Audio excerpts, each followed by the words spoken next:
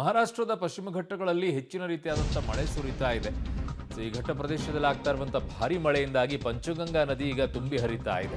ಒಳಹರಿವಿನ ಪ್ರಮಾಣದಲ್ಲಿ ಭಾರೀ ಏರಿಕೆ ಕಂಡು ಬರ್ತಾ ಇದೆ ಅಂತಿದ್ದಾರೆ. ಅದರ ಪರಿಣಾಮವನ್ನ ಕರ್ನಾಟಕದ ಹಲವು ಭಾಗಗಳಲ್ಲಿ ಎದುರಿಸಬೇಕಾಗುತ್ತೆ. ಕೊಲ್ಹಾಪುರ ಜಿಲ್ಲೆಯಾದ್ಯಂತ ಸುಮಾರು 94 ಸೇತುವೆಗಳು ಜಲಾವೃತವಾಗಿರೋದು. ಸದ್ಯ 46 ಅಡಿಗಳಷ್ಟು ಪಂಚಗಂಗಾ ನದಿ ನೀರಿನ ಪ್ರಮಾಣ ಏರಿಕೆ ಆಗಿದೆ. 46 ಅಡಿಗಳಷ್ಟು ಕೊಲ್ಹಾಪುರ ನಗರಕ್ಕೆ ಪ್ರವೇಶಿಸಿದೆ ಈಗ ಪಂಚಗಂಗಾ ನದಿಯ ನೀರು. ಇದು ಮುಂದೆ ನಾಳೆ ನಮ್ಮ ರಾಜ್ಯದ ಕೆಲವು ಜಿಲ್ಲೆಗಳಲ್ಲಿ ಇದರ ಪರಿಣಾಮಗಳಿರುತ್ತೆ. ತಗ್ಗು ಪ್ರದೇಶಗಳಿಗೆಲ್ಲ ನುಗ್ಗಿದೆ. ಈಗ ಇದು ನೋಡ್ತಾ ಇದ್ರೆ ಕೊಲ್ಹಾಪುರದಲ್ಲಿ ಪಂಚಗಂಗಾ ನದಿ ನೀರೀಗ ಉಕ್ಕಿ ಹರಿತಾ ಇರೋ ಪರಿಣಾಮವಾಗಿ ಕೊಲ್ಹಾಪುರದ ಹಲವು ಭಾಗಗಳಲ್ಲಿ ಈಗ ಈ ಪರಿಸ್ಥಿತಿಗಳು ಕಾಣಿಸ್ತಾ ಇದೆ. 94 ಸೇತುವೆಗಳು ಮುಳುಗಡೆ ಆಗಿದೆ. ಗ್ರಾಮಗಳ ಜಲಾವೃತವಾಗ್ತಾ ಇದೆ. ಹಲವು ಕಡೆಗಳಲ್ಲಿ ಈಗ ಪ್ರವಾಹದ ಪರಿಸ್ಥಿತಿ ನಿರ್ಮಾಣವಾಗಿದೆ ಮಹಾರಾಷ್ಟ್ರದ ಕೊಲ್ಹಾಪುರದಲ್ಲಿ.